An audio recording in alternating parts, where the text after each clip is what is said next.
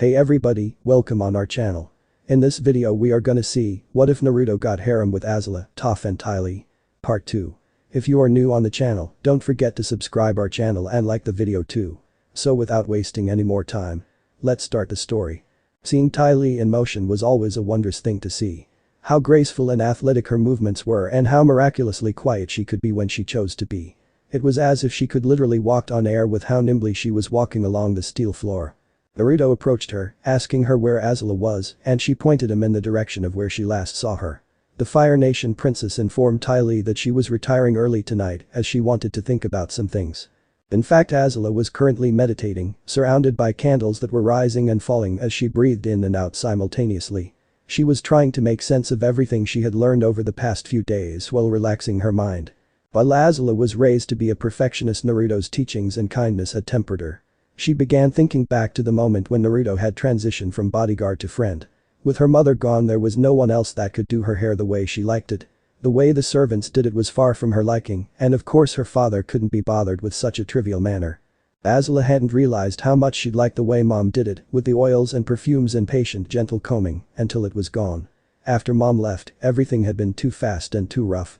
That was until Naruto had taken over. It took him a few times, but Naruto eventually picked up on how to brush the way her hair mother used to. His gentle and playful in reverie was a sharp contrast to the silent and nervous fumble of the servants who would try and brush her hair. 0. Hey, gold coin for your thoughts. Naruto asked as he entered the chamber. Hello Naruto, is there something you need?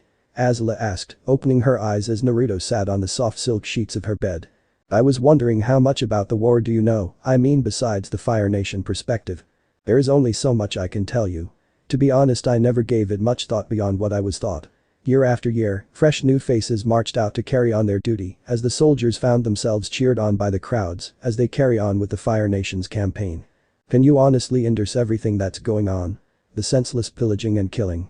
The loss of an entire culture over a senseless campaign of death and destruction. I mean, surely the Fire Nation could have spread its culture without the senseless killing. Azula paused as she began reflecting on Naruto's words.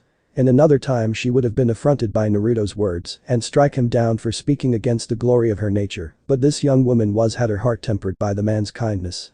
Azula studied Ty Lee's movements closely as the latter twisted in the air, her braid flipping around as she performed an aerial somersault. Ty Lee straightened just as she began to descend, bending her knees to absorb the impact. After a momentary pause, Ty Lee stood upright again and bowed. That's how it's done, Ty Lee smiled at Azula. Naruto and Mai were training in the background, the former instructing her in the use of projectiles. Azula had rebuffed Naruto's offer as the training Naruto was offering had no applications that would help in her firebending. My turn, Azula declared. She was confident she could replicate Ty Lee's movements perfectly. After all, she was a firebending prodigy who mastered many difficult forms. Her body was limber and toned, inasmuch as an 8-year-old's could be. As Ty Lee tried to warn her friend about how to perform the move correctly, Azula merely waved off the concern. Ty Lee had submissively sat down on the ground as Azula took a spot where she could begin her run. When Azula judged her speed was great enough, she launched herself into the air. As her feet left the ground, Azula began to pull herself inwards. She was able to complete one somersault before she realized she misjudged her height and would hit the ground. Azula! Ty Lee's cries had drawn Naruto's attention. He shot forward with great speed and threw his arm out to catch her as she was about to hit the ground. You alright, little princess? He asked as Ty Lee let out a relaxed exhale. I would have managed it, Azula forced out. Her knees felt weak as she realized she was alright. Of course, but I wouldn't be a good bodyguard if I allowed my charge to get hurt, now would I? So much had changed since then. Do you really believe if the Fire Nation had managed to conquer everything that you'll find peace and prosperity? There will always be revolts and people who will resent the actions of your nation. That this world unity that your nation is pursuing only leads to peace for them and no one else. During the course of this time you're telling me that the Earth Nation hasn't given any reasons for peace. It's been close to a century, and I don't see how any decent leader could accept this state of turmoil for their subjects. Offers of surrender and compromise were repeatedly ignored for the last decade. The Earth King dismissed all of our offers of peace as he sits upon his throne in his high-walled city while his people starve around him. Every envoy had their body returned in a box, but that does pose a concern. It is what you brought to my attention earlier. The Avatar will most likely ally himself with the Earth Nation, and that might give them the edge to fight us on even ground. The Avatar is too idealistic to realize the revenge that the two remaining nations would want to bring down on us. There is a chance that Water Tribe and the Earth Nation might unite against us to placate their need for vengeance. I won't ignore the fact my people have taken many innocent lives, so who's to say they won't do the same in return. Slowly but surely Azula was becoming disillusioned by the all-encompassing pride of being a royal member of the Fire Nation that blinded her for so long. Her father's ideals and Naruto's teachings had waged inside her mind. Her desire for perfection and order made her question all this senseless chaos and what would be left for her to rule if everyone kept killing each other and destroying the nations. The people of this nature is suffering and something needs to be done. New leadership needs to take the reign of these nations. Despite the epiphany, the Fire Nation princess was still hesitant. From an early age she was taught that all one needed was pride and power. She had experienced so much that showed that her father's teaching were flawed, as Naruto was living proof of a powerful person who was compassionate. "I'll give you way more of a try," she said, taking his hand as he hoisted her up. "What do you have in mind?" "I heard about several groups of warriors and other rebels making their way to the Earth Kingdom. The thing is, we can ambush them and steal their identities and sneak into the Earth Kingdom and head off the Avatar. Essentially we would be killing several birds with a single stone." The following morning Naruto and the foxy vixens, as he took to calling them, much to Azula's annoyance and Mai's dismay, though Ty Lee seemed to like it, they had gathered outside a forest as they readied themselves to track down the group of warriors that Sho spent the night tracking. "So are you even sure that we can even use their disguises? I really hope you aren't going to have us running around all day, only to find out we can't use the identities of any of the groups we managed to run into too." "Oh, come on now, my cute little student, have you no faith in me?" Naruto asked, a mock face of sadness on his face. "I'm sad now, I think I need to hug and snuggle for a few minutes," he said, extending his arms and wriggling his eyebrows. "Ugh, you're such a pervert," Mai said as she turned her face as she did not see the grin on the blonde. "It's because I'm your student that I know not to have that much faith in you." Naruto let out a mirthful chuckle. "Oh come on now Mai-chan, you're just too easy to tease," he said in between his laughter as he saw Mai give him a small smile in return along with Ty Lee. "So I hope you girls are ready. The plan is to cover a lot of ground today. Now you three go on ahead and I cover the rear. He corrected himself only to dodge a fireball. Meanwhile, with Nai and San had managed to track the Avatar who was crossing the Serpent's Pass. Aang found himself looking into the eyes of the beast that was lurking in the waters of the Serpent's Pass as he found the reasons why the pathway was named as such. He then saw that Katara made a path of ice with her water bending to save their new friends, consisting of the Kioshi warrior Suki, who outside her Kioshi warrior geisha modeled outfit, and along with the pregnant Ying and Ton, a young married couple, they tried to cross the path that would bring them one step closer to Ba Sing Se. The child airbender then knew that he had to protect them to get back on Katara's good side. Since the incident back in the desert, she just seemed to put a little distance between them. Though he did try to ask many times on why she was being like this toward him. He would never get a straight answer from the girl in general, and it did annoy him slightly. Katara then saw a chance to hopefully delay the giant serpent as she froze a part of the beast's body that is still in the water. Which did not really pan out as the beast just freed itself with no effort on its part. It was here that the Water Tribe's girl saw that she stood no chance against the ocean beast. Meanwhile, further out the ocean was the Yin and Yang clones' path were riding on top of a giant turtle. They took side of the Avatar group. The original said they couldn't have fun after all. The Gong were becoming tired of defending their new friends, while at the same time getting them across the frozen waters. Katara then was starting to feel a bit fatigued as she was using every water-bending skill she had not to kill the beast. But to drive it away from them and get some much-needed rest before going to Ba Sing Se. However, it did not seem that luck was not really on her side as she saw the giant serpent was going to slam its large tail on her. Only for the force of the blow to knock back the beast a few feet by Aang as he fell back into the deep waters before resuming its attack. Only for a pink blur to collide with the body of the giant serpent, and using this one chance, Aang along with Katara made their way back to their friends where it was safe for them once again. However, the moment they reached land once more, a loud roar was heard behind them as a giant three-headed serpent towered over the guardian creature of the path. The Gong then turned around to see Nai and San, who were sitting on one of the high grounds, the latter was sitting cross-legged with a silly grin and the former with a cold and calculating indifference. They could easily be mistaken for brothers, one with black hair and pale skin with the opposite adorning pale with hair and dark eyes with tanning skin. "We are the second and third extension of Lord Naruto's will." The more serious of the two spoke. "In other words, it's our turn to have fun with you." The other chirped childishly as his twin had to resist the urge to face palm. Meanwhile, with Copy Naruto and June, they were in a forest tracking down the scent of his descendant. "Different time? Are you serious?" June asked in disbelief, despite the growing amount of evidence that would support the blonde's theory. "Yeah, well, unless you have a better theory, there isn't much I can tell you anyway. How are we doing on the distance from our target?" She's quite a bit of distance from our current position. I would say about several villages over and maybe the expanse of a small region. I have to say you're pretty damn lucky to have the person you're searching for on this side of the continent," she said as Nyla hopped over a fallen tree. "Well, like I said, I'm still trying to get used to the general area. If you wish, I might be able to teach you some of my techs, the minor ones in fact. I've researched a seal that will force my chakra into a person's body and help them awaken their chakra system. I mean, people can bend an element, so it means they have the potential to use chakra in some form." The two of them continued talking as they continued covering more and more distance. June then looked to Nyla, who saw the first start to frizzle. "Looks like we have some company. We might have bandits in the area. If you don't mind, I wish to check to see if any of them are the bounties I have been tracking," June informed him, bringing out a scroll that showed a group of men along with 16 more with him. "This is without a doubt one of the largest hauls I've had, and I wouldn't mind a little help. Since you've been so kind to aid me, despite being paid and all, I guess it would rude of me to ignore a lady's request. Count me in. But those strange skills of yours could come in handy. If anything, you are quite distracting," she stated as an amused smirk formed on her face. In response to her teasing statement, Naruto pouted.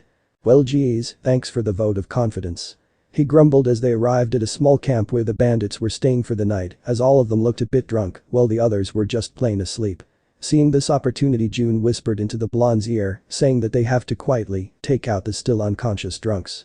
Naruto just waved her off with understanding, as this was the easiest way to deal with enemies in state, and found it to be he decided to use a Shunshin jutsu to get around the awakened drunks before knocking them out. "That was rather boring," said Naruto as June began tying them up. Placing a seal in a tree, the two of them retreated back to town to collect the bounty before making their way back to tracking Naruto's descendant. "Not bad for someone you were just going to use as a distraction," Naruto asked with a grin as he saw the bounty hunter leans in closer to him. To this, June gave the blonde a playful smirk. "Well, I must say that you are a perfect partner, Naruto," June complimented as she saw the blonde raise his brow. "I have partnered myself with others. But I was the one who usually did the work while the other person expects payment for watching. Yeah, well, that's just the laziness of this generation. Apparently everyone wants to count on others to solve their problems for them." Just as Naruto was going to walk in the indicated direction, he found that June pinned him against the wall with a seductive smile on her face. "Allow me to show you how much I want to thank you," June said as she claimed Naruto's lips with her own. After all, she was a grown woman with needs, and since she usually worked on her own, she hadn't much time to develop romantic entanglements, only taking time off to take care of certain needs until she was back on the hunt again. A few days had passed as the original Naruto and the Foxy Vixens found themselves tracking the group known as the Kioshi Warriors. From what Naruto had gathered from Nai and Sand, who toyed around with the Avatar's group before decided to retreat and let them go due to the arrival of a small Fire Nation scouting vessel coming into the horizon, they would be reaching Ba Sing Sea any day now. Sho continued to keeping an eye on Iroh and Zuko, the former easily tracked thanks to Iroh's precarious fondness for tea, also noted they were on their way to the Earth Nation capital, and the copy Naruto continued on his little adventure with June. "I definitely smell what can only be a woman's scent. We're not too far from their location," the blonde informed them. "Ty Lee, stop squirming," they told the girl who was riding on his back piggyback style. "This is the last time you get to ride my back. But if I sit still I can't see everything. Besides, I like riding you," she said without realizing how dirty that sounded. To her credit, it only took her a few moments to realize how that sounded before she started blushing furiously and tried to correct herself, only for her words to come out as a series of sputters. Naruto only grinned and said, "Well, if that's the case, it's only fair I get to ride you too then." He teased her, causing her face to heat up like a cherry. "Will you two quit flirting and focus on the mission?" Mai remarked, getting rather irritated. For some reason, Naruto and Ty Lee's flirting was really annoying her. "Oh, don't worry, Mai-chan. There's room for you too." "Okay, enough with the jokes," Azula told them as she peered through a bush. "We found our prey, let's go." Suki, the leader of the Kioshi warrior, addressed her subordinates as she emerged with the airbender's missing pet Appa. "No sudden movements, he's been lost for a while and he looks like he's hurt. He's shy around people and scared. Stay low and stay quiet." "I can't believe you found the Avatar's bison. Didn't you just see the Avatar a few days ago?" one of them asked as Suki nodded. "Yes, so he probably isn't all that from here. It's our responsibility to get Appa back to him safely. This could be our most important mission yet." Turning, she leads the other girls up the rest of the way, pausing at the top of the hill. Appa notices them and rises to his feet, roaring an angry warning. "Give him some space." They back up a pace as Suki edged in closer. "Appa, it's me, Suki. I'm a friend," she said, walking toward Appa, who moaned warily. I want to help you. You're hurt. We can help you feel better. And we can help you find Ong." She cautiously placed her hand on his nose and he laid down and closed his eyes in acceptance. Appa sits among the girl warriors licking the face of one with his great tongue. Suddenly his ears twitch in response to approaching danger and as he turned about, a bolt of blue lightning fells a nearby tree. Naruto, Azula, Mai and Ty Lee walk up to the top of the hills, reining to a halt before the Kioshi warriors. Azula held out a clump of white fur. My, you're easy to find." She tosses it aside. "It's really astounding my brother hasn't captured you yet." The Kioshi warriors stand ready around Appa. The warriors drop as one into combat stances, unfurling war fans and collapsible shields. "What do you want with us? Who are you?" the Avatar's fangirls. Azula asked them mockingly as Naruto's mouth dropped. "No fair, Azula. You stole my joke. That's the last time I tell you anything," he said with an exaggerated huff. Ty Lee thought about it for a moment and then brightened up. "Oh, I get it. Good one, Azula. If you are looking for the Avatar, you're out of luck." Mai sighs despondently. "Can we get this over with already?" Azula shrugged. "Might as well, Naruto, you stay back and watch. This time the girls and I are going to fight. All my life I wanted to see a catfight and at long last my dreams have come true." Naruto cried dramatically as he used his palm to wipe away the false tears. "Mai, remind me to hurt Naruto later. I'll probably be right there hurting him as well." Azula was the first to move, sending a blast of blue fire towards the warriors. They leaped to form a shield wall in front of Appa, deflecting the fire blast. Mai and Ty Lee flip forward to engage the warriors in combat. Mai, landing on her feet, produces a brace of throwing knives from her sleeve. With a sweeping throw, she pins a startled warrior to a tree by her clothing. "You're so colorful, it's making me nauseous." Mai spins and throws a barrage of throwing arrows at a second warrior, who draws a katana and cuts them from the air. She takes a couple of swings at Ty Lee, who nimbly evades her slashes before felling her with a flurry of pressure point strikes. Even Ty Lee was getting into the spirit and taunting as she placed her hands on her hips and said, "You're not prettier than we are." Suki continues to stand between Azula and Appa, blocking her fire blasts with her shield. Azula's second more powerful blast ricocheted off Suki's shield, setting fire to the tree she had felled initially. As it catches on fire, Appa cowered back from the leaping flames. "Afraid of fire, I see. That's good, that fear is justified." Suki drew her fan. "Go, Appa. Fly away from here. Get out of here." As Appa rises to the sky, Suki charges Azula. The Fire Princess performs an amazing horizontal mid-air spin, simultaneously avoiding her thrust and sending her sword flying from her hands to embed in a tree. Suki blocks another fire blast, and then Azula counters her kick and trips Suki to the ground. Pausing at the sight of Suki in danger, Appa turns and flies back to help. Ready to finish Suki, Azula dodges beneath a pair of hurled war fans hurled at her back and turns to launch a retaliatory attack. Suki rises to her feet, rushing to wave off the approaching sky bison. Suki waves a burning branch. "Get out of here. You have to find Ong. We'll be okay." Clearly torn, Appa finally shies away and flies off into the sky. Smiling in relief, Suki barely reacts in time to block a blast of blue fire with her shield. Staggering backwards, she falls into a battle stance, unfolding her war fan. The remaining female warriors were about to intervene until Ty Lee cut them off and before they could react, she hit them with a few jabs, blocking their kai, and they fell over in surprise. Some of them stopped in surprise when they saw a few of their allies get taken down so quickly. Mai took this opportunity to strike the non-vital parts of their bodies, and they fell over as well. "This was rather boring," Mai said as she twirled a knife on her index finger while approaching Ty Lee, who was fending off the remaining girls, and managed to take the rest of them down. By the time the battle was finally over with the Kioshi warriors were bound and tied up. It's obvious why the Avatar is heading to the Earth Kingdom. The day of the Black Sun would be a perfect opportunity to attack. Even though we know we're aware of the solar eclipse, it would still be their best chance in attacking the Fire Nation and gaining an advantage if not outright ending the war. I mean, if the enemy leader loses his only mean of fighting, then this is your best chance to kill him or her at their moment of weakness. So the best bet would be to cut them off before they contacted the Earth King. Well, now for the next step of our plan.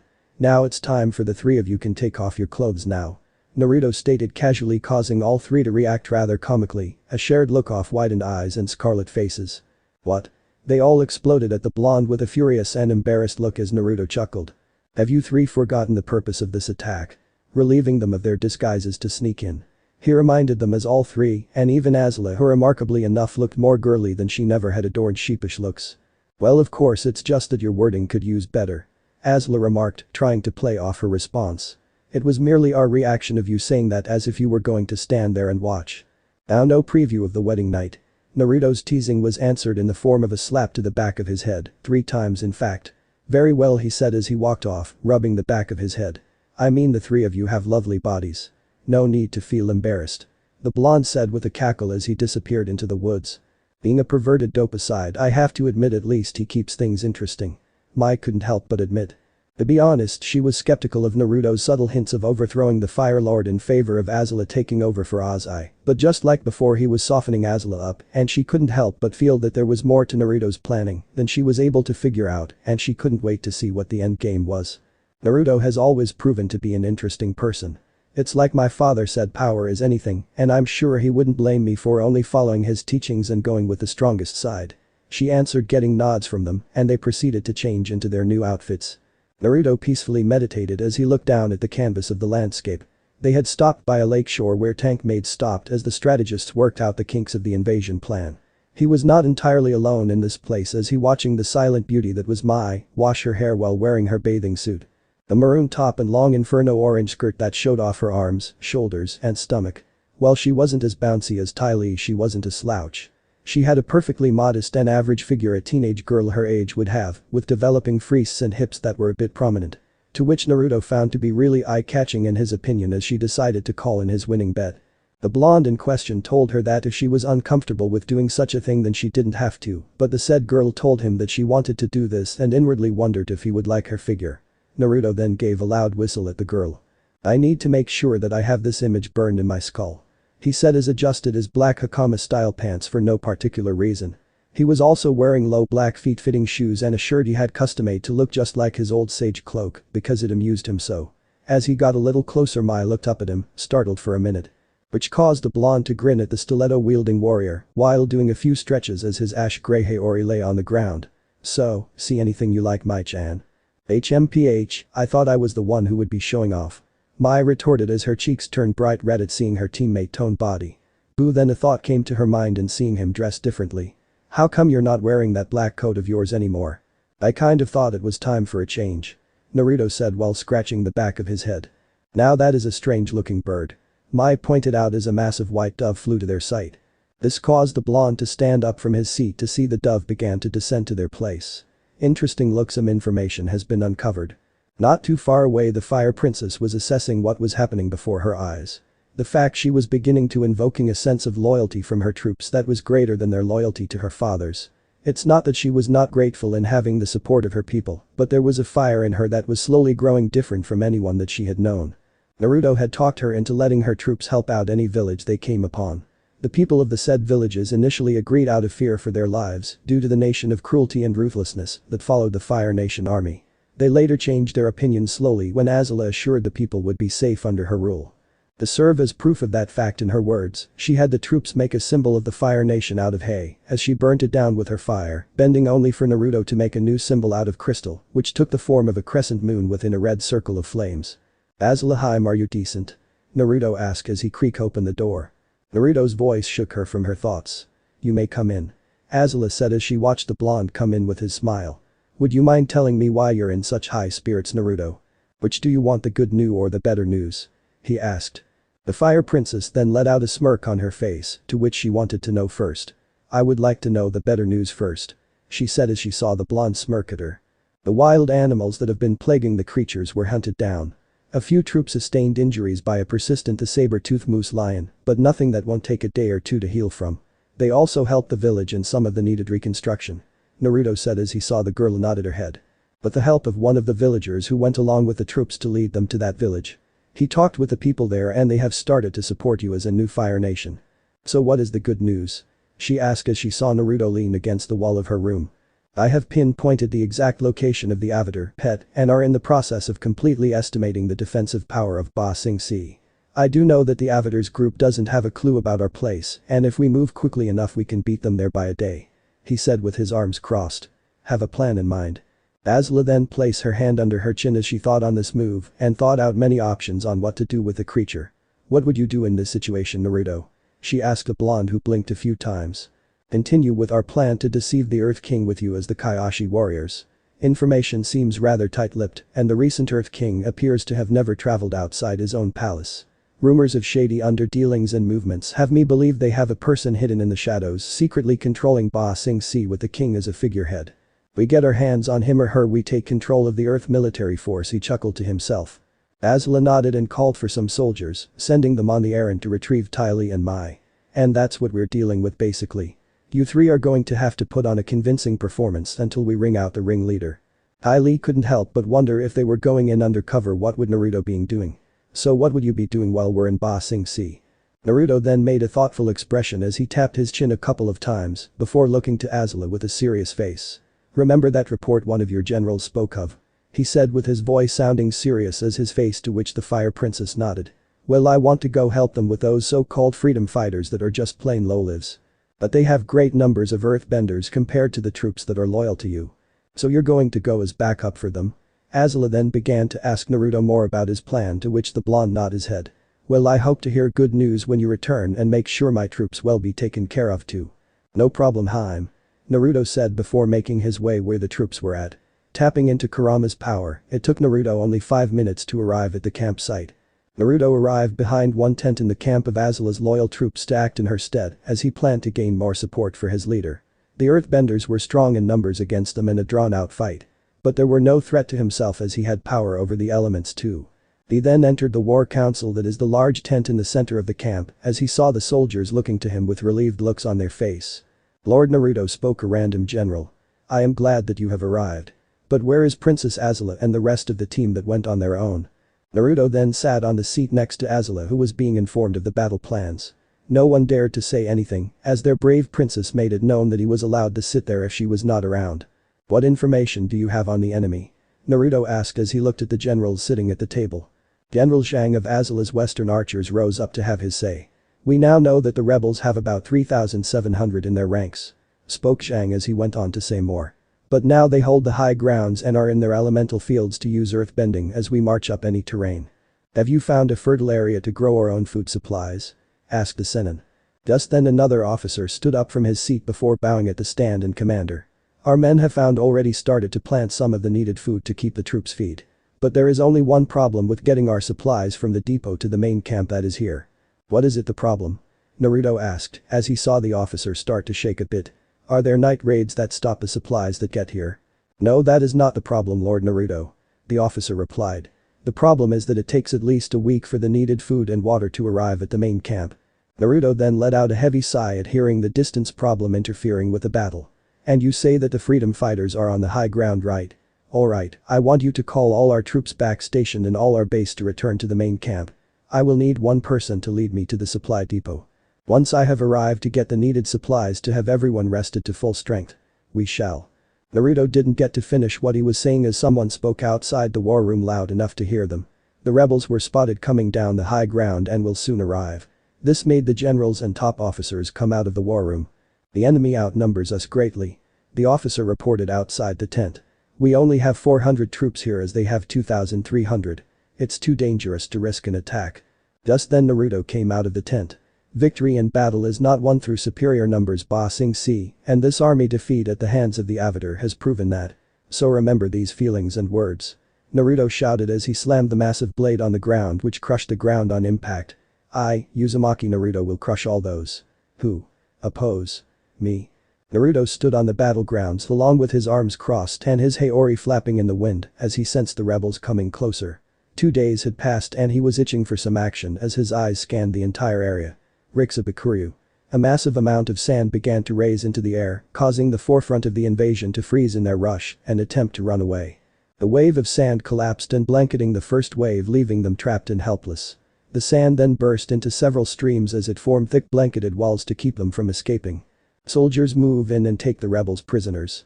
Naruto shouted as he saw the soldiers move in on the rebels who tried to earthbend. But found that their bending hindered as the blonde used his elements of earth and water to break down the ground and soften it to mud. So they quickly surrendered to the army of Azula that held their lives. Why can't you people just leave us alone? One man shouted as he looked up to the soldiers of Azula. The moment he spoke these words to the soldiers, he saw the man was about to raise his arms to strike him, but stopped by Naruto, who gave the soldier a heated glare laced with killer intent as it made the man fall to his knees. If we had left you alone to your own devices. Naruto spoke to the prisoners who looked at him.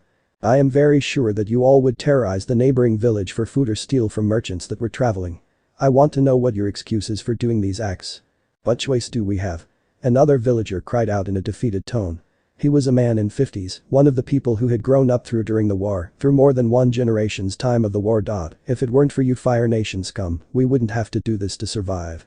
All we want is to live in a place without fighting and to have our children be happy. Is that too much to ask for in this world? A random woman asked. Just then a teenager stood up from the crowd as they looked at the army in front of her people. Why isn't the Avatar here to save us? The teen cried out. Hearing this made Naruto scoff at the notion of someone praying to the Avatar like a god. What if I told you people that if you pledge your loyalty to Princess Azula, I can bring you to a place of fertile land where you can live happily, tend to fields of food that can have grown, and where you can hold your family's clothes. A place where you will be under Princess Azula's protection keeping you from harm from all other outside forces. So we're to become slaves to the Fire Nation. Another rebel had yelled out with defiance in his eyes. We'd rather die than to do something as low as that. Naruto then looked at the person who said these words, as hence more outwardly recognized his presence into the person and made him fall on his knees before calming down. Are you saying that you would let your children or unborn children die for your own beliefs? He spoke as he saw a few people flinch, while a few grabbed their teen children. All that Princess Azula is asking for is your loyalty to her and not the current Fire Nation that is currently being ruled by Azai. So I ask that you follow the soldiers to this land I speak of, and home will be ready for you to enter for the rest of your life. After saying his words to the fallen rebel earthbenders who knew they had no choice to resist agreed to Naruto. As the said blonde turned his back on the people to speak with the person who found the supply fields. When you found the fertile lands that you told me about, did you do what I asked of you? Naruto asked. The soldier nods his head at the stand-in commander who grinned at what he was going to plan next. I have done as you asked my lord. The soldier reported as he bowed his head. Alright then move out the people to meet at our supply depot. With that said. Naruto then walked behind one of their tanks so that no one would see what he is going to do next and then used the Harem. Once he arrived at the supply depot by appearing behind a tree nearby in a yellow flash. He then walked into the supply base to greet the soldiers Azula stationed to guard the vital base. Well, time to use that jutsu Yamato taught me. The blonde thought happily. Nearby Sing Si the Fire Nation princess was laying down on the bed of the special room in the tank that she ordered built for her comfort when began to show on everything that was happening around her. She then turned around on her bed as she could fire that blazed in her chest rise again. Creating my legacy that will forever be in history, huh? She thought to herself as she closed her eyes and her mind drifted back to a few months ago. Azula looked at the blonde with a curious look as he just smiled at her question. All that stuff about my father being weak you've gone on about. What are you implying? What is going on in that funny little head of yours? Azula, anyone with enough information and observation, anyone can see your father has an inferiority complex when it comes to your uncle. How much respect can you really gain with fear? Ruling through hatred and forcing those to serve under you in fear isn't loyalty. The moment someone would be free of you they would take it and sooner stab you in the back than go back to being under your thumb. Then tell me, how would you define a strong empire? Well, for one, I wouldn't define it with just might. I met and dealt with people who feel that power was everything and it was clear that they didn't care about people but fueling their own egos. It took many years and it being forced into my thick skull several times that one person does not make a nation. The people are what make the nation great and a nation thrives under a wise leader. The wise ruler would be beloved by their subjects, those subjects who would lay down their lives for the king or queen, lord and lady without a thought. Like the Avatar, your father is receiving praises for accomplishments he personally did not do. Countless lives of brave soldiers being sacrificed for the glory of the nation and he gets all the credit. Even you Azula. Even you are being molded into the role of pawn, working your ass off while he gets all the glory and praise. War hero, proud princess, and firebending master Azula would not be remembered over the overglorification of Azai. Who alone has nearly single-handedly took the Avatar on one-on-one, a feat I am sure is impressive in itself. One whose potential allowed her to harness ember-colored flames. The one who after seizing a Mashu from King Bumi did not get her due, but it was Azai who was praised. As Azula listened to his words she couldn't find any flaw in his argument. It was true, every compliment she had been given was somehow twisted into some sort of praise for Azai. All her hard work would be overlooked for the greater glory of her father. She tried to suppress it for so long, but she couldn't help but feel anger at the lack of recognition she had received. Just once she liked people to praise and recognize her Azula. Not just the Fire Lord's daughter, but the Fire Nation Princess Azula, who was putting her very life on the line on the battlefield for the greater glory of her nation. And if this went on she would never go down in the history books for her accomplishments. "Follow me," he said as he took her hand and pushed the tent flap out of the way. All the soldiers were called to attention as Naruto began his speech. "I have heard words from many of you and they have disturbed me." He began as some of the soldiers nervously wondered what they did to set off the blonde. In their minds anyone who could talk to Azula as an equal was a scary person, especially considering his penchant for friendly hugs and somehow waking up the next day alive. Rumors and jokes about the princess finally unwinding because she got herself a boy toy were sparse, except by the bravest or most foolish of soldiers of fear of her finding out and getting a lightning bolt to the nutsack. Contrary to popular belief this was in fact not intentional and Naruto sneaking up on her and goosing the princess while she was practicing, resulting in one unfortunate soldier becoming a eunuch and those gave birth to the rumor of the lightning sack blasting Azula. Words of Ba Sing Se's capture would be a special victory for your Fire Lord Azai. I'm afraid I have to call bullshit on that one. Naruto scoffed at the soldiers around as they gasped at his words and some just narrowed their eyes at him. From what I see here is that if we can get through the wall, Azai would be the one accredited. Why should Azai take credit for our accomplishments on something he is not leading himself on? Mai then raised a brow at the blonde Sennin as she wanted to know where he was going with this. If that is the case, then please enlighten the rest of us. She spoke with her voice having a curious tone in it. I am sure the troops also wish to know what you mean by your words, and I do not think that some of them liked what you said. Naruto then opened his eyes as he is leaning his back against Azula's makeshift throne. Well, I fail to see where Azai should get the credit for something he has no intention of doing himself. Spoke the blonde as everyone around him listened on in interest. Now as far as I am concerned with this matter, it's Azula who is the one who lead the operation. But I fail to see where her father fits in all the glory when he has not raised a finger as he sits in his throne. Soon everyone in the camp was now muttering voices of agreement on what the blonde said. At the same time those that are loyal were finding themselves drawn to the blonde and found themselves questioning their loyalty to the current Fire Lord. Now I must ask you, soldiers of the Fire Nation, this one question. Naruto continued as he saw the troops with the members of Team Fire giving their complete attention to him. Who sits before us and leading to victory in our nation? I will tell you who the same person who is putting her life on the line and is doing everything she can for the glory of the Fire Nation. The same person trying to repair damaged relationships so people will come to see the Fire Nation as anything as monster and lessening the probability of an even longer war so all of your chances of returning to your loved ones increase. That person is none other than Princess Azula herself, who even confronted the Avatar himself, a feat where not even the supposed strongest firebender in the world is doing to make sure the glory of his nature.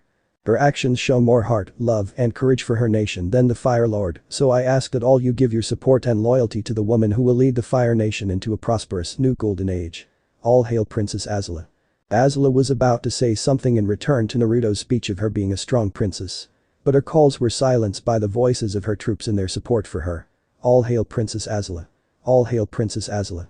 After the troops under her command left to rest for the night found that they were restless after hearing Naruto's speech.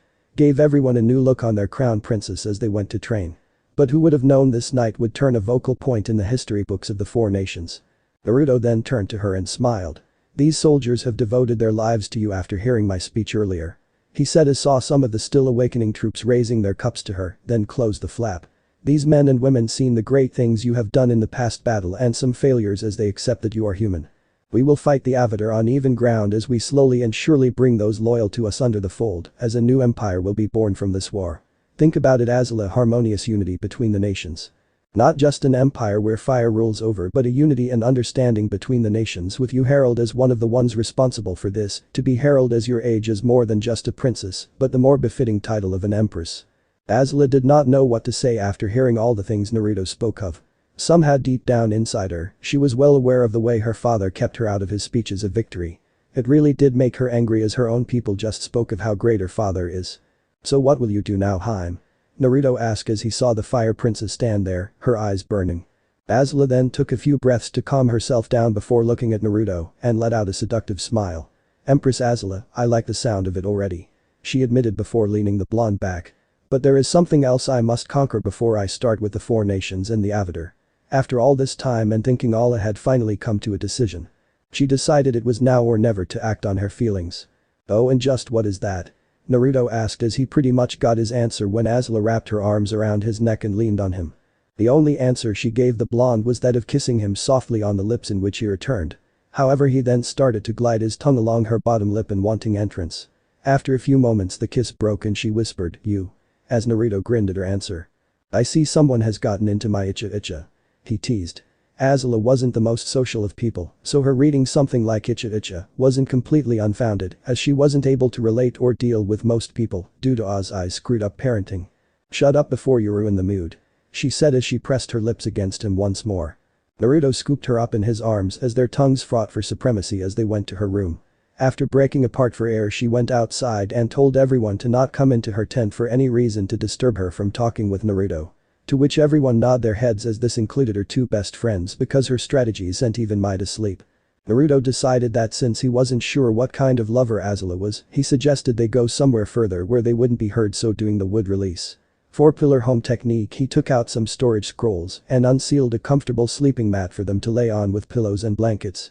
After he finished getting everything ready for the night with his fire princess, he turned to her as he saw Azula had let her hair down, along with her clothes being off as she looked to the side embarrassed. The Maishi then let out a small yelp as he wrapped his arms around her figure.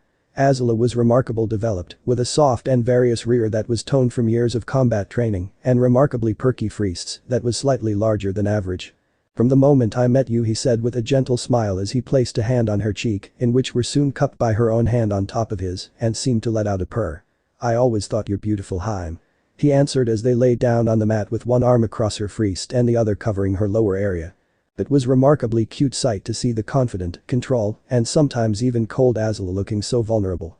Her face began to heat up a scarlet red and seemed a little scared, a side of her he had never really seen. Azula, he caressed her cheek and kissed her forehead. I won't hurt you. He gently reassured her as he got up to undo his clothing. Azula blushed to the side as Naruto began removing his shirt after taking his haori off to show a well-toned torso, which resulted in Azula letting out a gasp at what she saw as he undid his samurai-style pants and his black low shoes off. Because she had never once seen one before and only had what she heard to go off of what the blonde was sporting underneath his pants, intimidating her with his semi-flaccid beep was slowly rising, and as such, she tried to calm herself and think back to the lessons one of her tutors taught her. After all, even seduction could be used as a powerful weapon in the right hands. At first she thought the woman was crazy, going on about techniques of sucking bananas without bruising them and such, and disbelieving of man having something that big in their pants, as most clothing didn't seem tailored for that detail, but seeing was believing, she suppose. Azula breathed gently as Naruto calmly walked over to the fire princess as he sat down before spreading her legs apart. However, Azula still kept her left hand over her very part of her that he needed access to. Gently placing his hand over hers, he pressed his lips against hers and gently nibbled as he moved the hand away, exposing her sex. Azula looked away, her cheeks burning as she could feel Naruto studying her body, perhaps checking for some imperfection. She briefly wondered in fear until she heard, perfection. Edited it out in order not to get my profile deleted.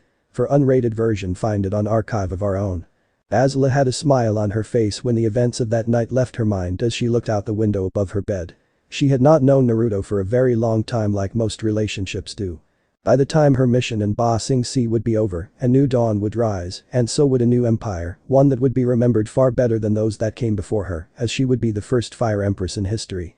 Naruto's suggestion proved quite fruitful, as people who weren't happy about the lack of support from the capital during Fire Nation raids only served to hurt the current Earth King's popularity. As a result, one by one small towns were falling on hard times and found themselves forced to pledge their loyalty to Azula's group, sending able-bodied workers in exchange for supplies. They also gained helpers to repair and rebuild their villages, and also servers to show that not all firebenders were murderous bastards. Now the group was now several hundred yards away from the great city of Ba Sing Se, with slightly beefed up numbers and supplies. Fire Nation tanks rumbled across the barren lands, escorting a gigantic vehicle. The titanic tunneling machine was 10 stories high and stretching back a great distance. The tanks flanking it seem as little more than insignificant toys by comparison. Large segments of the drill's body pushed forward under steam power, punching steam-driven spikes into the ground and then contracting again to gain forward movement. The great drill, a vast black iron cylinder creeping forward like a caterpillar, the tanks beside it ant-like. On a throne sat Azula with Mai and Ty Lee standing at her sides as War Minister Chin stepped forward to tell Azula of the drill's power. This drill is a feat of scientific ingenuity and raw destructive power. Once it tunnels through the wall, our troops will storm their city. The Earth Kingdom will finally fall, and you can claim Ba Sing Se in the name of your father. Nothing can stop us. The spider face remaining impassive, Azula steadily grew annoyed at the man's incessant chatter. War Minister Ching, who was mysteriously absent during the little meeting the other night, was also fiercely loyal to her father and would have to meet with a little accident some time later. Looking away from a periscope, Ty Lee asked. What about those muscle Y guys down there? She looks back into periscope where Earth Kingdom benders were seen dropping into trenches. War Minister Ching walked up and sharply raps the periscope, startling Ty Lee. Please, the drill's metal shell is impervious to any earth-bending attack. At that, Azula condescendingly remarked. Oh, I'm sure it is, War Minister Ching. But just to make sure we're on the safe side, she turned to Mai and Ty Lee. Mai, Ty Lee, mind taking out those earthbenders? I take it you two are tired of being cooped up here anyway. The two girls were momentarily stunned at the fact they were given a choice. A stark contrast in comparison to when they were recruited, so to speak. It seemed that Naruto's presence was once more bringing back the softer side of the girl that was hidden away when her mother disappeared, only to worsen when Naruto had left. Well? Yeah, sure, Ty Lee answered, realizing she hadn't answered. Whittling knives, Mai spoke with a grin. Finally, something to do. Anything I can do, my Empress. For now, only Naruto uttered that title when they were alone or him in hushed whispers. Sit back and enjoy the show, she said as she waved her hand for a bit. Think of it as me asking you to take a break from gathering that information you brought back. And what if the Avatar and the others join in during the attack and defend Ba Sing Se? Just let me handle that if they come at us, she confidently replied as she relaxed in the seat. If that's what you wish, regardless, there is something I need to do. The earthbender that travels with the Avatar interests me, and I wish to see how much she has considered my offer.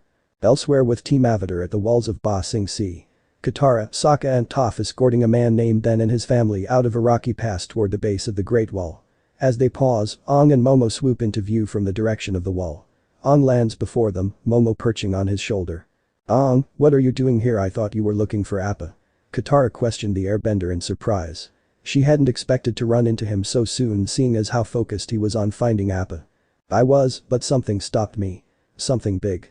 Aang's cryptic replied, followed by him and Toph jointly bending a rock platform up the face of the wall, lifting them all upwards.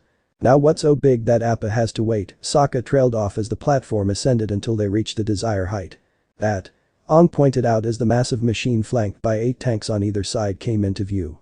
We made it to Ba Sing Se, and we're still not safe. No one is. Ying, another passenger they picked up, said despairingly as she huddled together with her husband. Then. What are you people doing here? Civilians aren't allowed on the wall. An earthbender guard informed them as he approached them, alerting himself to their presence. I'm the Avatar.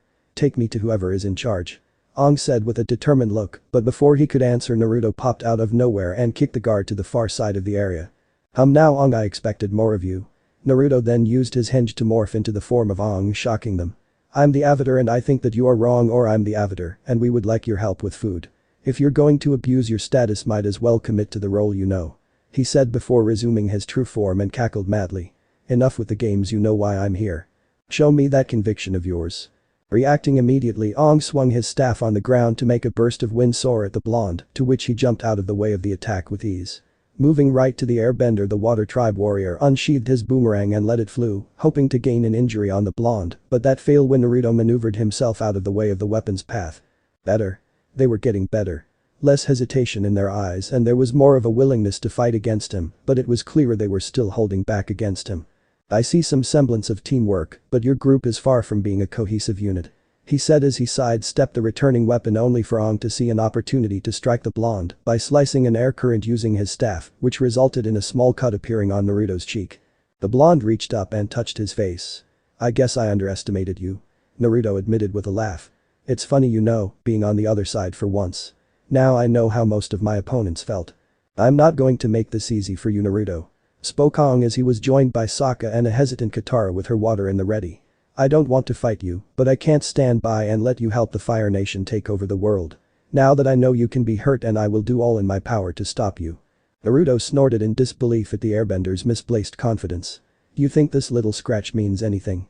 Until you grow stronger without using the Avatar state, you still have a ways to go to even hope in being able to fight me as a peer. Naruto then looked off to the side to see 2 familiar figures rushing at the earthbenders. If he was going to speak with Toph, now was not the most opportune time. He would fall back for now. Consider this a warning. I'll only let you escape so many times. Your time grows shorter, he said as he dropped over the edge and made his way to the battlefield to get a better seat. The gang decided that they were better off not jazzing the blonde and trying to contact the Earth King about the impending siege.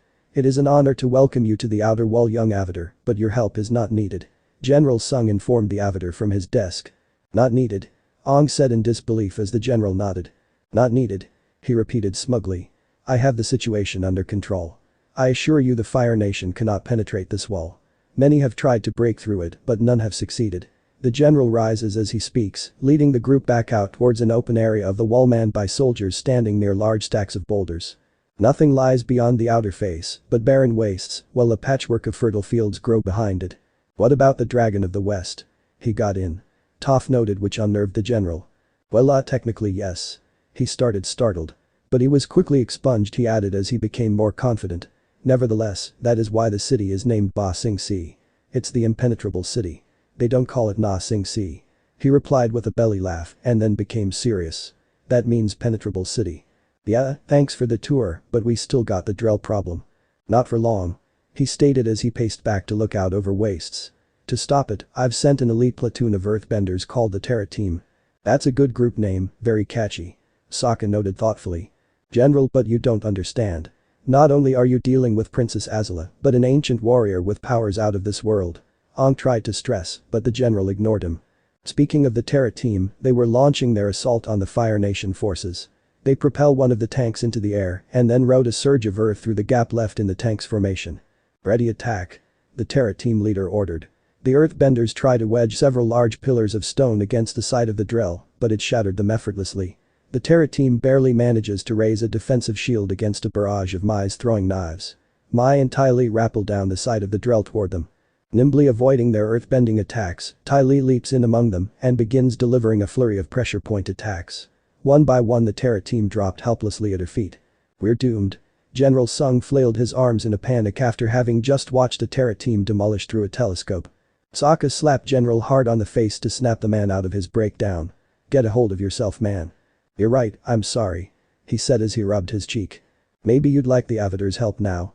Sokka sarcastically asked. Meekly approaching Ong in a timid voice, General Sung pleaded for help. Yes, please. The question is, how are we gonna stop that thing? Ong wondered as the group looked over the wall at the approaching drill. Why are you all looking at me? Sokka squawked as he realized everyone's eyes were on him. You're the idea guy. Ong noted. Complaining, Sokka voiced his thoughts. So I'm the only one who can ever come up with a plan, that's a lot of pressure. And also the complaining guy. Katara irritably added. That part I don't mind. Some time had passed as the drill finally made contact with the wall of Ba Sing Si. Start the countdown to victory. Ching said as he prematurely began celebrating as Naruto and Azula merely watched with respective looks of boredom and even more boredom, followed by the drill's titanic bit penetrating into the surface of the outer wall.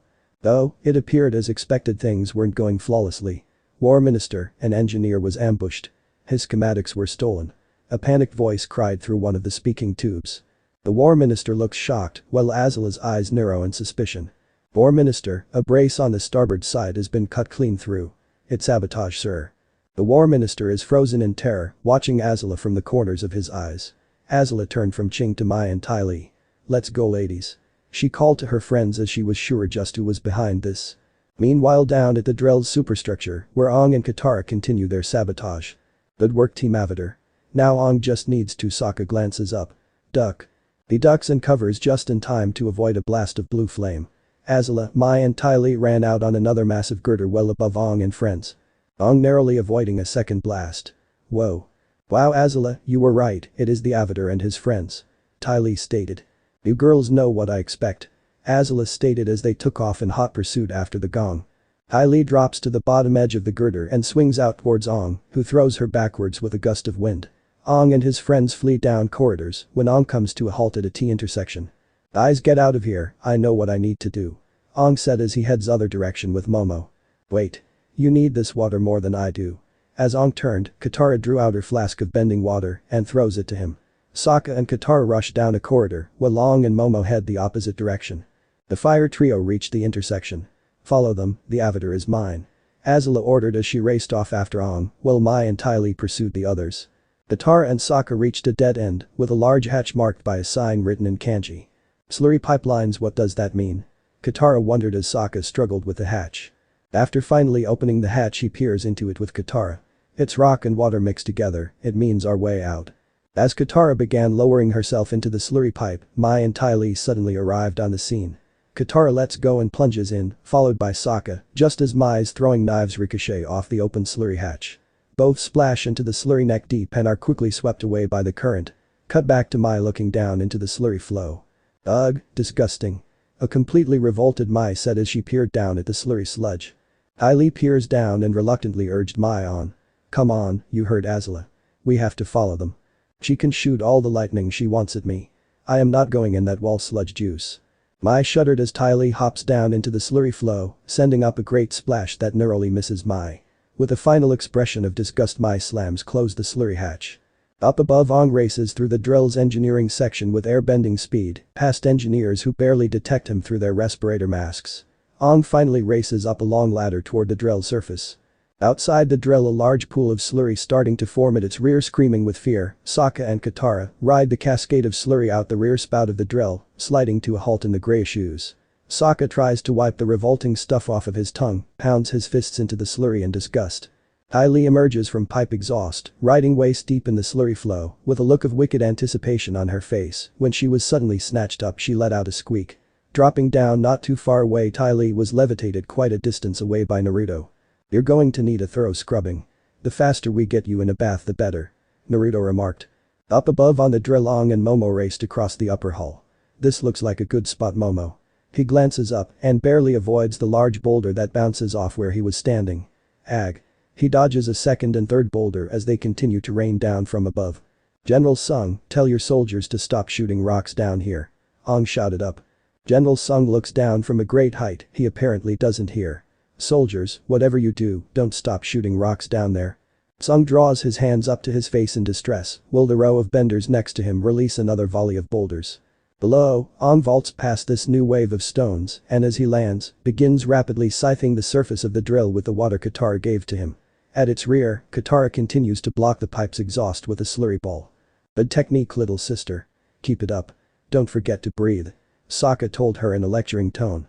You know, I am just about sick and tired of you telling me what to do all day, Katara snapped as she began losing her temper. You're like a chattering hog monkey. Just bend the slurry, woman. Katara bends up a rush of slurry with her free hand, launching him up to plunge back down into the foul muck. Emerging from beneath the drill was none other than Toph, who had just finished wreaking all sorts of heinous havoc. You guys need some help. Toph, help me plug up this drain.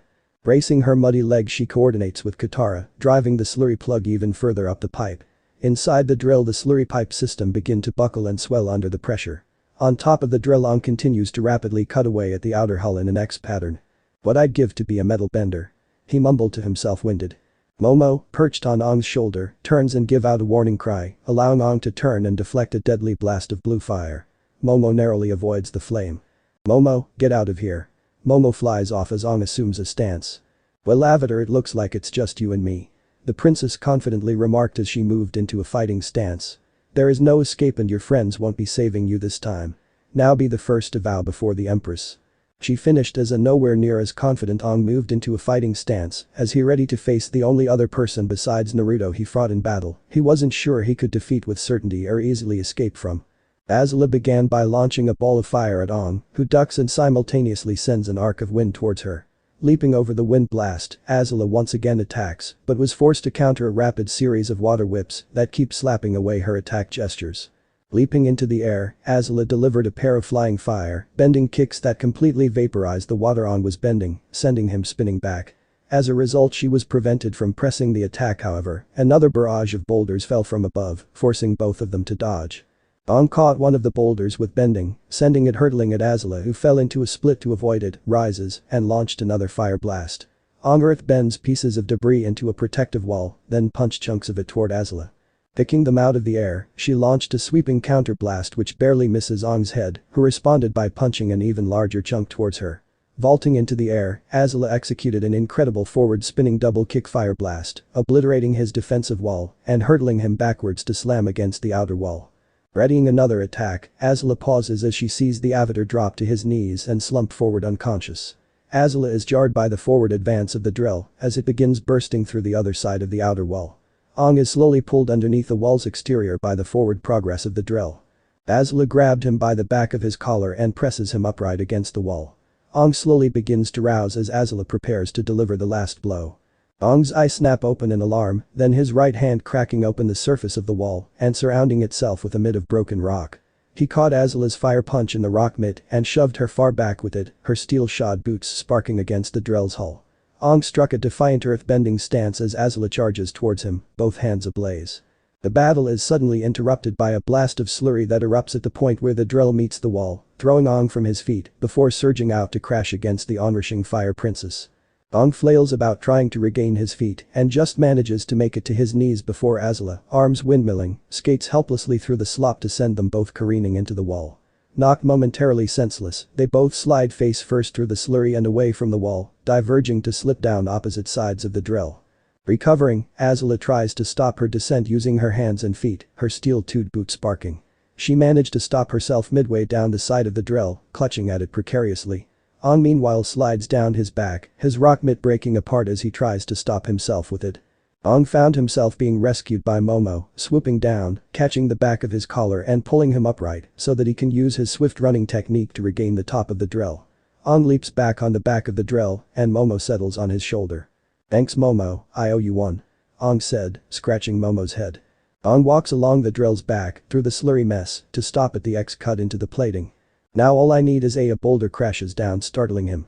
Actually, that is what I needed for once." Bending the boulder around to the incision, he began doing a series of sweeping earth-bending moves, each one slicing away a large chunk of the boulder. Eventually he was left with a large stone spike pointed down into the breach.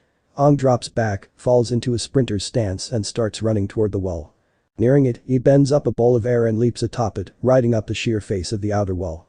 As he rockets up the wall the bowl dissipates and Aang begins to run up the vertical face.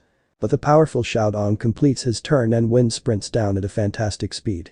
Meanwhile, Azula having finally crawled back up to the top of the drill, spots Aang streaking down face of the wall. With a shout, Aang leaped free of the wall and plunges down as Azula prepares a potent blast to intercept him. Her attack passes just over Aang's head as he strikes the spike with incredible force. The resulting explosion had forced her back as she could only watch as the superstructure of the drill was weakened as the beams begin to shear in half as torrents of slurry rushed past. Azula recovered and continued her attack with a series of flaming pinwheels. Her attacks were ceased by the sudden ascension of an earth wall. Dozens of earthbenders began making their rope descent down the wall and the Avatar's friends were running over to assist him. Azula realized the situation turned from her favor and retreated. Without having needing to give the order, the Fire Nation soldiers who were capable of fighting began firing streams to cover the princess and their fellow soldiers as they began dragging out the bodies of the soldiers that were injured from the tank's destruction. That evening Naruto and the angels were conversing. After this little setback the Avatar, his friends, and the Earth Kingdom will now allow their guard to be slightly relaxed at this minuscule win and won't suspect an infiltration tactic. What adds to our advantage is the fact that they are young and inexperienced, which brings about a certain naivety. 2. With the exception of the Avatar, it seems none of them have been outside of their own home village, so they wouldn't have much experience with espionage, so maneuvering around them won't take much effort. Right, we have to get into those irritating outfits and pass ourselves off as the Kioshi warriors, right? An annoyed Mai asked.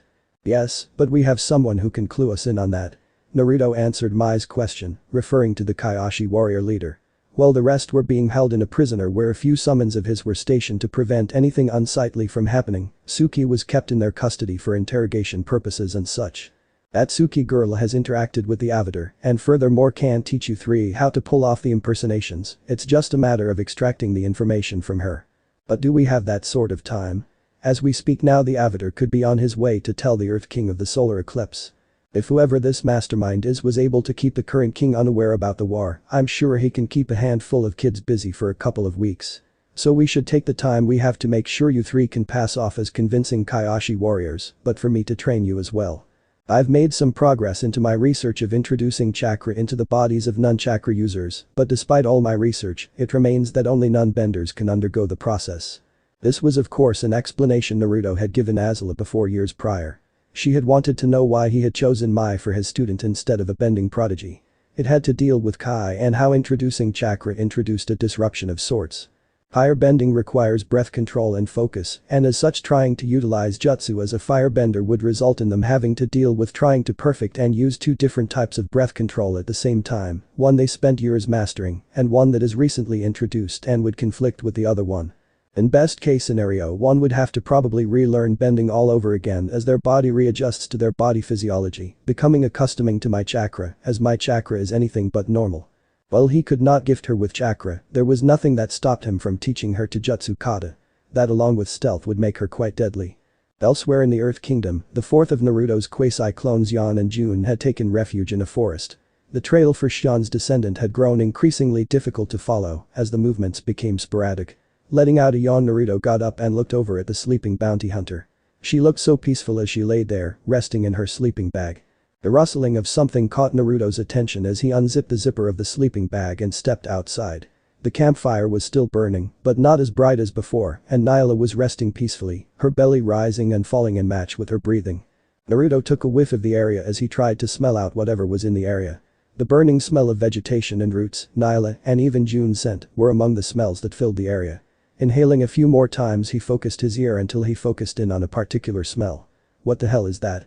He wondered as he moved away from the campsite a few more steps so he could get a better sense of the smell. Snake. No, it's almost snake but different. His thoughts were interrupted as he felt a pair of arms and a buxom chest pressed into his back. What are you doing out here? Are we in danger of an ambush or something? Jun asked as Naruto shook his head. No, I thought I smelled something. He said as he craned his head sideways to look at her. Let's head back to bed. We have more ground to cover tomorrow. He suggested as he and Jun went back to camp. For a brief moment a singular eye popped out of the foliage, its glare yellow, and its lid color orange and slit before it disappeared back into the darkness of the forest. Before Jun found herself in Naruto's employ, she had fallen on hard times. Business had grown slow with the fall of Amashu and several neighboring towns, becoming Fire Nation territory. As a result, a large percentage of her clientele became inaccessible to her. With Ba Sing Se as the only safe haven left, with the Northern Water Tribe being the only exception, people everywhere were in a panic. Focus was being put on preparing defenses against the Fire Nation or running, meaning bounties were the last thing on anyone's mind. The only potential clients left were small villages, which could hardly scrape up money for a bounty let alone survive, and the capital of the Earth Kingdom, Ba Sing Se.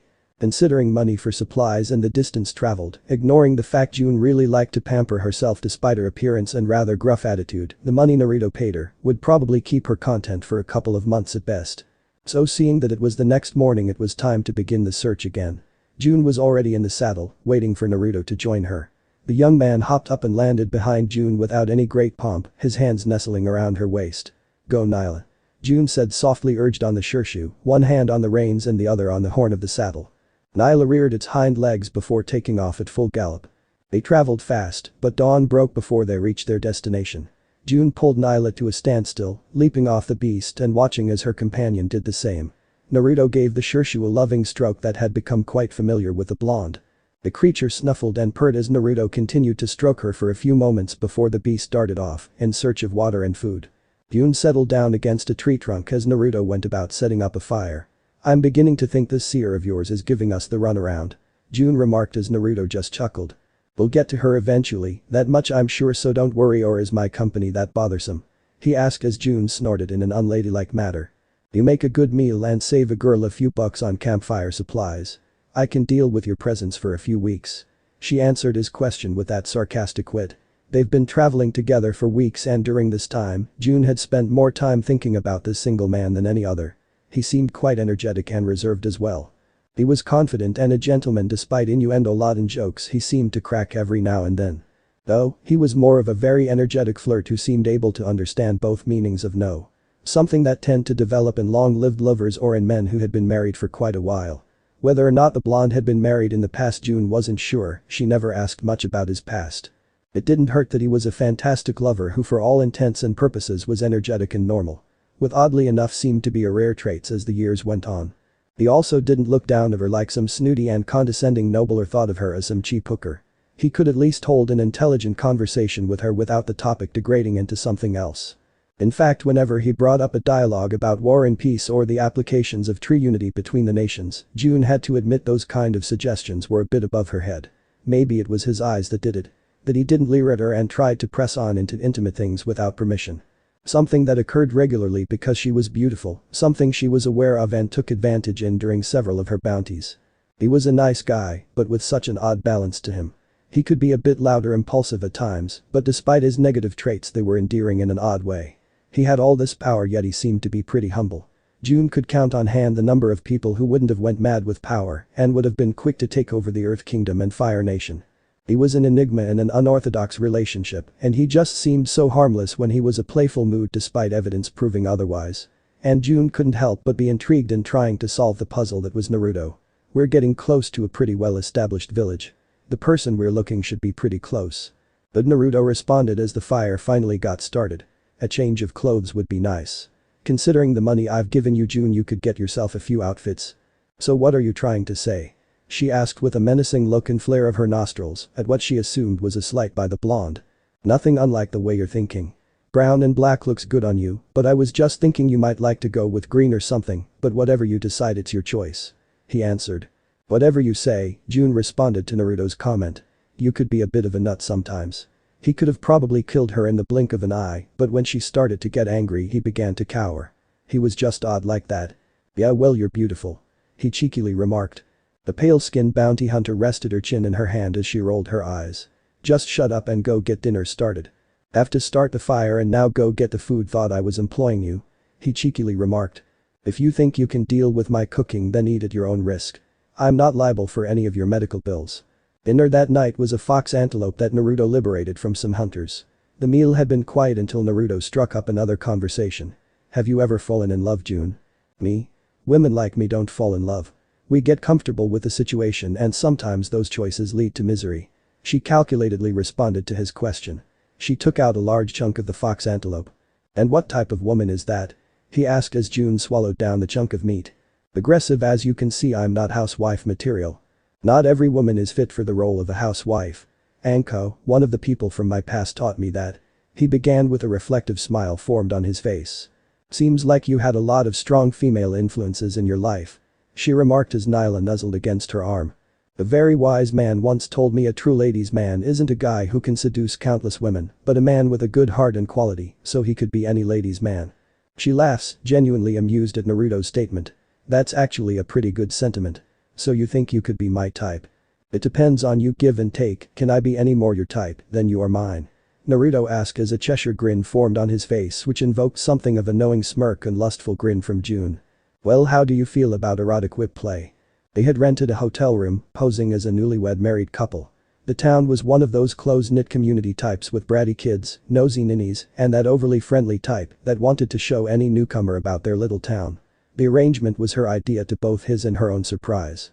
Maybe it was to stave off unwanted advantages, but something told her it wouldn't be completely foolproof, or maybe June wanted to entertain the idea of a single-person tryst.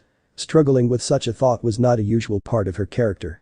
As her father once told her, your decisions must be rolled with your mind, not your heart. That was rule number 1. Examine everything with a cold, calculate indifference with the result, the payload at the end of a job being in mind upon completion.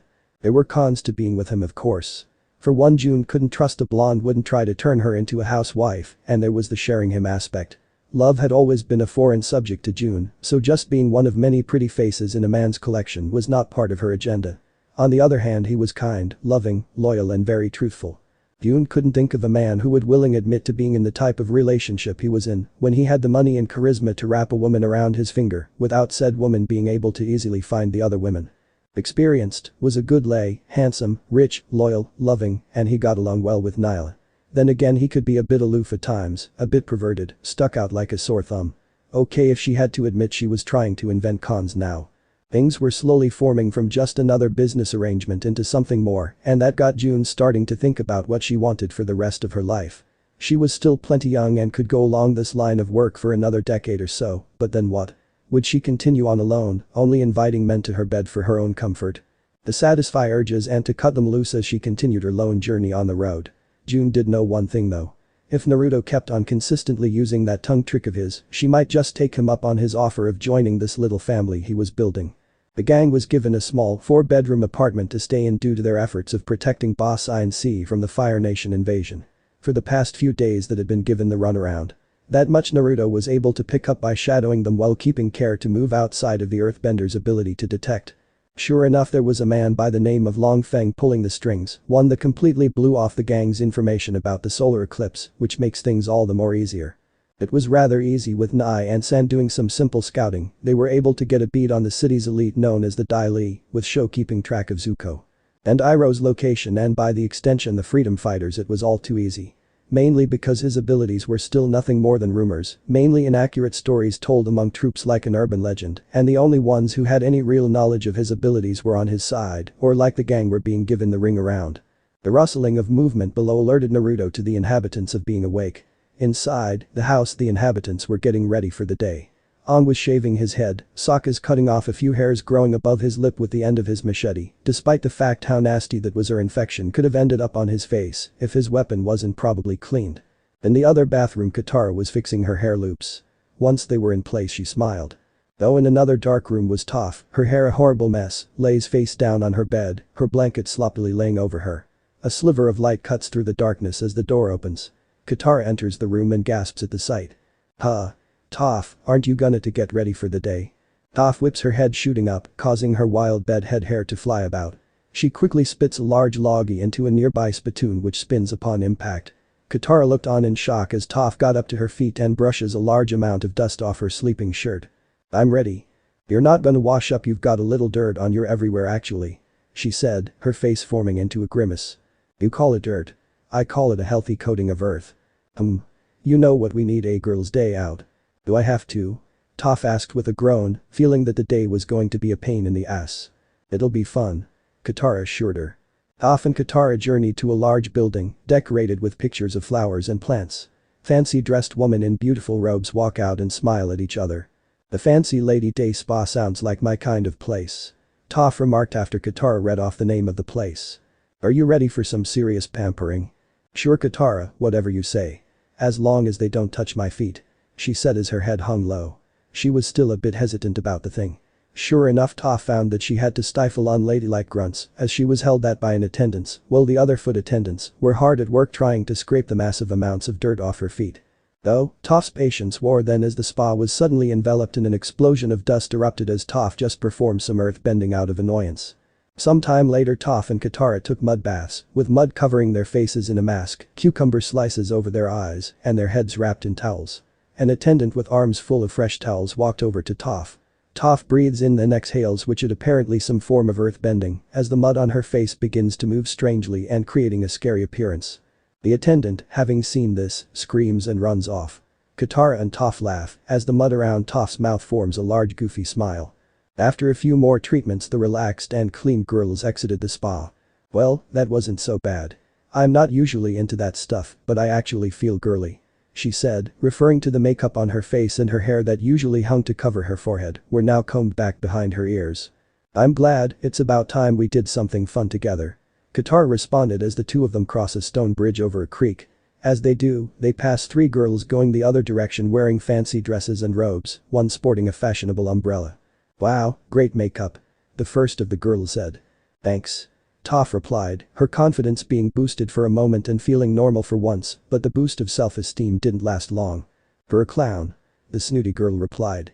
Toph's face dropped into a frown as a result of the mean remark as she and Katara stopped. Don't listen to them, let's just keep walking. Katara said, urging on the earthbender who was struggling to keep her cool.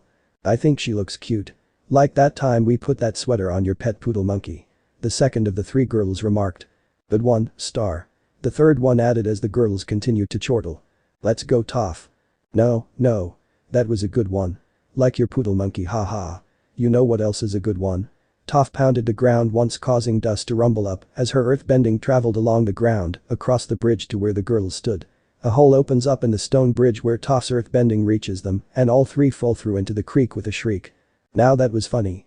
Katara added as with one move of her arm, Katara water bends a huge wave that sweeps the girls away and downstream as they scream.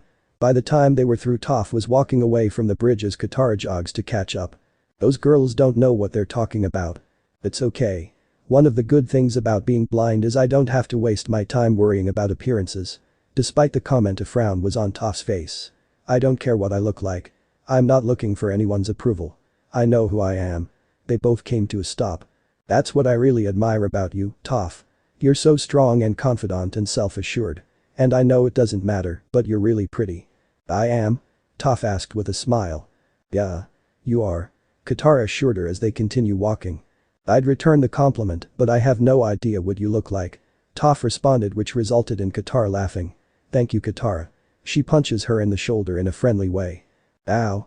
I have to agree you really are a beauty Toph Beifong. I was wondering when you were going to show up. Toph remarked as she and Katara turned to face Naruto, who was leaning against a wall. They didn't even bother getting into fighting positions as there were people walking up and down the streets and would be drawn into the conflict if they did. So what do you want now? Katara bitterly asked, only to be startled by Naruto suddenly popping up between them. I just came to chat. I'm curious about a few things. Naruto said as he made his way over to Toph, who shifted uncomfortably. Even if she couldn't actually see it, she could feel his gaze upon her. Very lovely, you know you should let me take you out tonight. He said as both girls' eyes widened in surprise. What? She asked and furrowed her eyebrows. What are you up to? She asked as suspicion laced her voice. Nothing, he replied with a snort. Can't a guy ask a girl out on a date? Not when that guy is asking you out on a date in the city he's trying to help take over. She said as she looked around to see if anyone was taking note of what was said, but they went about their daily lives. Talk about being apathetic. Ow, don't be that way. He said as he took a few steps back, his hands folded behind his arms. So you rejoined the group after that big blowout. I'm sort of curious about why, if you don't mind me asking. If you must know, I'm not a natural survivor in a sense, okay, she admitted with a huff and crossed her arms. Toph didn't really feel in the mood to really fight with someone, and seeing as Naruto remained silent, as if urging her on, she sighed and elaborated more. I might be able to fight and fend for myself, but I don't know much about cooking, and it wasn't like when I came on this little trip, I brought any money to pay for things or items to barter. I'm not a fisher or a hunter, and I really can't see plants, so I can't rely on eating those as well. Also, while I like sticking to the ground, I can only walk or earthbend so far. While my parents may have coddled me, they did realize a blind wife wouldn't be that much of a prize, but one with knowledge of worldly things that didn't need sight to know about it would make things a bit easier. Survival instinct, Naruto noted. Wise choice. At that moment Katara cleared her throat as to remind them that she was still there. Oh, I'm sorry, Katara. Did you want to go out for dinner as well? The cheeky blonde asked with a grin as Katara went flush for a moment but composed herself. No, you're not my type. She said with a dismissive hand way. While Naruto was attractive, he was too much of a flirt for her taste. She also felt that his betrayal was something she couldn't put behind her. She had no way of knowing if Naruto was sincere and could be truly trusted, and if he wasn't, she prayed that Toph wouldn't be pulled into something that would hurt her. Oh well, can't blame a guy for trying. He said with a shrug of his shoulders. He then pulled out and handed 2 blank parchments to Toph. If you wish to take up my offer for dinner, then rip up this parchment. He said, giving her the longer of the 2. It'll bring you right to where I'm at, so you don't have to worry about directions or anything. The shorter one will materialize a dress about your size. My keen eye should have been right in this situation. He said as Toph took the cards and grinned. I hope you know what you're in for, Sky Guy, because I'm not one of those dainty salad-eating chicks. I can pack 'em away. She replied with a smirk. She was also thankful that he remembered that she was blind and didn't give him written directions or anything. Is that my nickname? He continued on as Toph shrugged. It's a placeholder until I come up with something else. She said as she sensed him turn to Katara. Lady Katara. He said with a bow. I bid you good day. He said as he turned back to Toph. And I'm really hoping to see you later, Toph-chan. He said as he took her hand and placed a kiss on it before making an exit in a bright flash. It was at that moment Toph and Katara concluded the blonde must have used one of his abilities, as the civilians didn't so much as blank as a result of him exit. While Katara still wasn't easy about the situation, she knew how stubborn Toph was, and the fact she agreed to this little date was the most surprising thing at all. That, and it gave her an excuse to dress up Toph for more sisterly bonding. She gathered up Toph's long sheets of ebony hair, which took an hour worth of rinsing, cleaning, and shampooing, not made easy by the earthbender, and pulled it back and formed into a bond. Toph's hair was beautiful, the raven hair was shiny and really complemented Toph's skin shade. Ooh. I feel so weird. Why do girls paint themselves up with all this stuff? Seems so pointless. And despite all the complaints the snarky girl had shot out, she knew that it was Toph's way of dealing with things she wasn't used to. And who likes the smell of this perfume stuff? It's nothing but water, flowers, and stink. How doesn't anyone not gag at the smell of it? Toph was hiding her nervousness behind the complaints. She never thought that she would find herself on a date with a guy. She could have tried to prove why a dozen different ways, but she knew she would just be lying to herself. But the reason she was agreeing to this outing was for once she wanted to feel like a regular girl and to finally give Naruto to the answer of his proposition. End chapter. So this part ends here. If you want to see next part of this series, like the video now and share the story with your friends. Bye bye.